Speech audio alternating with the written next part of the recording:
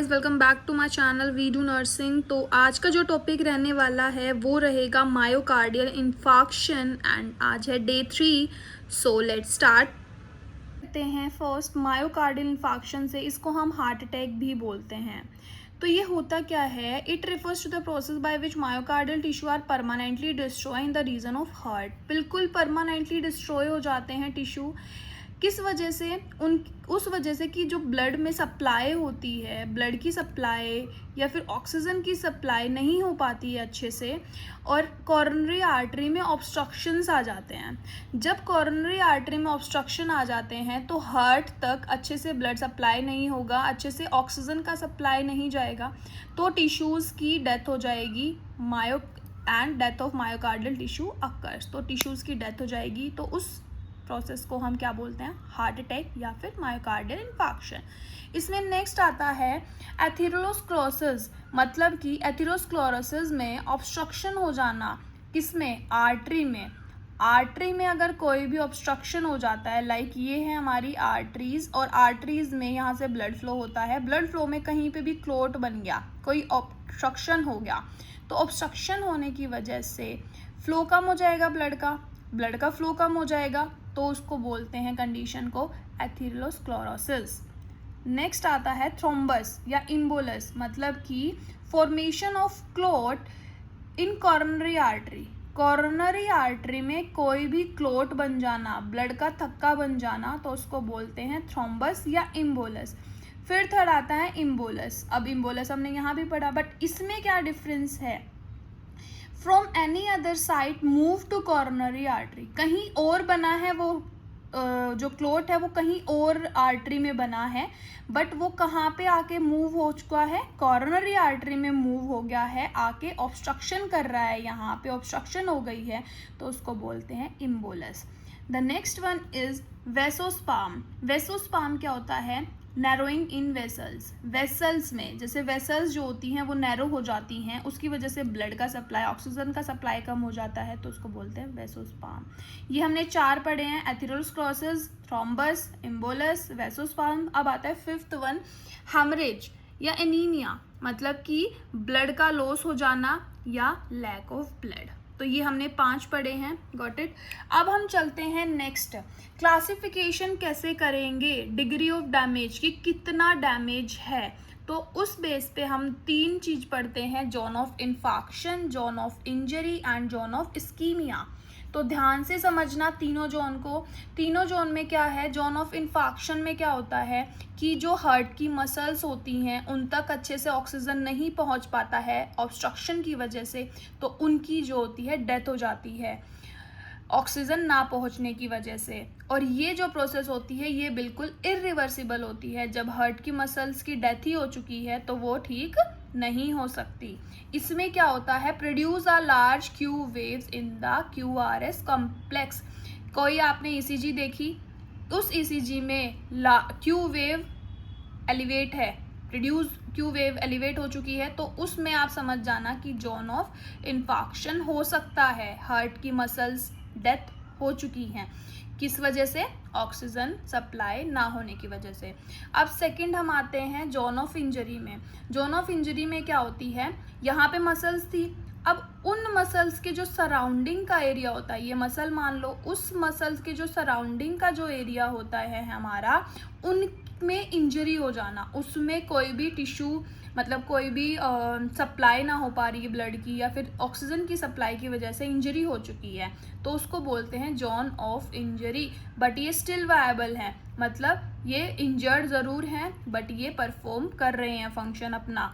तो इसमें क्या होता है? जो हमारी ST सेगमेंट होती है वो डिप्रेस्ड हो जाती है। ST सेगमेंट डिप्रेशन दिखाई देगी जब आप चेक करोगे ECG, तो वो हम करेंगे जोन ऑफ इंजरी में। अब थर्ड वन आता है zone of ischaemia. Zone of ischaemia में क्या होता है? अब हमने मसल्स का पढ़ा, मसल्स के सराउंडिंग एरिया का पढ़ा, अब उन दोनों के सराउंडिंग एरिया, इंजरी के बाहर का भी जो एरिया होगा वो आएगा जोन ऑफ इस्कीमिया में। इस्कीमिक हो चुका होता है, वहाँ पे क्या होता है? जो पेन रिसेप्टर होते हैं हमारे वो भी एक्टिवेट हो चुके होते हैं, जिसकी वजह से पेन हो सकता है। बट ये भी क्या होते हैं? वायबल होते हैं, परफॉर्म करते रहते हैं फंक्शन।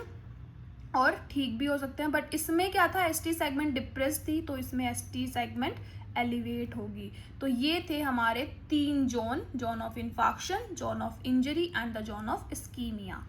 नेक्स्ट आता है, हमने अभी क्लासिफिकेशन पढ़ा है जोन ऑफ इन्फाक्शन पे, तो अब हम पढ़ते हैं according to layer of heart muscle involve, कौन कौन सी हार्ट की मसल्स इन्वॉल्व होती हैं, लेयर इन्वॉल्व होती है हार्ट की मसल में। तो फर्स्ट है हमारा ट्रांसम्यूनल इन्फाक्शन, इसको हम स्टेमी भी बोलते हैं, ट्रांसम्यूनल इन्फाक्शन, इसको हम ऑल्सो नोन एज स्टेमी। इसमें स्टेमी क्यों, पहले मैं आपको स्टेमी का अंडरस्टैंड मतलब समझा देती हूँ। ये है नॉर्मल ईसीजी, PQRST, ये हमारा ST सेगमेंट होता है, ध्यान रखना इतना, यहाँ से लेके यहाँ तक ये हमारा ST सेगमेंट है। अब स्टेमी क्यों बोला गया है, ST सेगमेंट जो होती है एलिवेट होती है मायोकार्डियल इन्फाक्शन में। तो यहाँ देखना PQRST, ST क्या हो गया, एलिवेट हो गया, तो इसलिए इसको स्टेमी भी बोला जाता है।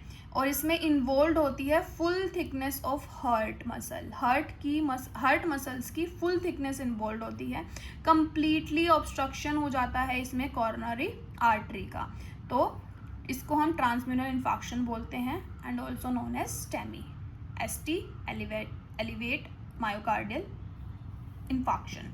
सेकेंड आता है हमारा सब एंडोकार्डियल इन्फाक्शन, इसको हम नॉन ट्रांसम्यूनल भी बोलते हैं और एनस्टेमी भी बोलते हैं। तो एनस्टेमी क्यों बोलते हैं ये भी मैं आपको बता दूं कि इसमें जो ST सेगमेंट होता है वो एलिवेट नहीं होके डिप्रेस्ड होता है, इसलिए हम इसको एनस्टेमी बोलते हैं और उसको स्टेमी बोलते हैं।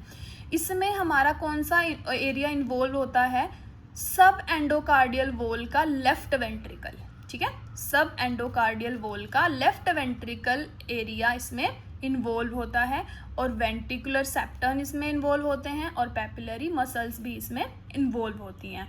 तो दो है, ध्यान रखना, STEMI, non STEMI, transmural and non transmural sorry, और इसको हम सब एंडोकार्डियल इन्फाक्शन भी बोलते हैं। तो ये हमारा किस बेस पे हुआ, हमारा किस अकॉर्डिंगली हुआ, according to layer of heart muscle involve.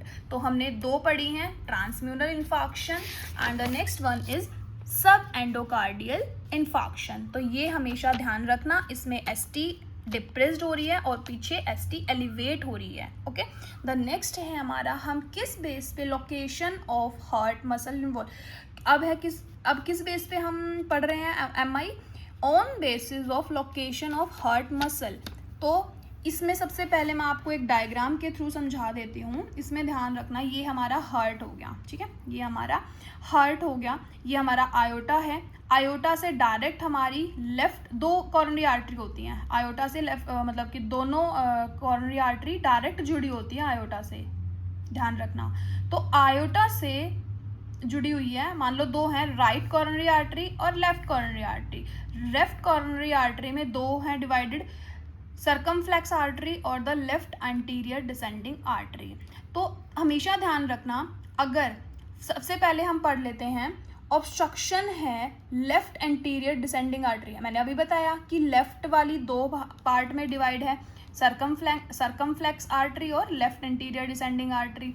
तो अगर लेफ्ट एंटीरियर डिसेंडिंग आर्टरी यहाँ इसमें ऑब्स्ट्रक्शन आ रहा है तो उसमें हम क्या बोलेंगे, एंटीरियर और सेप्टल वॉल में MI है, ठीक है। Obstruction of left anterior descending artery result in anterior और सेप्टल वॉल MI। तो जब भी कभी लेफ्ट एंटीरियर डिसेंडिंग आर्टरी में ऑब्स्ट्रक्शन होगा तो वो हमें क्या शो करेगा, रिजल्ट एंटीरियर और सेप्टल वॉल MI है। फिर हम देखते हैं सर्कमफ्लेक्स आर्टरी में अगर ऑब्स्ट्रक्शन हो गया तो उसका जो रिजल्ट होगा वो होगा पोस्टीरियर वॉल और लेटरल वॉल, पोस्टीरियर वॉल में और लेटरल वॉल में मायोकार्डियल इन्फाक्शन है। अगर राइट कॉर्नरी आर्टरी में ऑब्स्ट्रक्शन हो रहा है तो उसका क्या रिजल्ट होगा, इंफीरियर वॉल MI। तो हमेशा ये चीज़ ध्यान रखना, on the basis of location of heart muscles involve, अगर लेफ्ट एंटीरियर में है तो एंटीरियर और सेप्टल वॉल का MI होगा, अगर सर्कमफ्लेक्स आर्टरी में कोई ऑब्स्ट्रक्शन है तो पोस्टीरियर वॉल और लेटरल वॉल MI में मतलब लेटरल वॉल मायोकार्डियल में इन्फाक्शन होगा, और अगर ऑब्स्ट्रक्शन है राइट कोरोनरी आर्टरी में तो वो होगा इंफीरियर वॉल MI।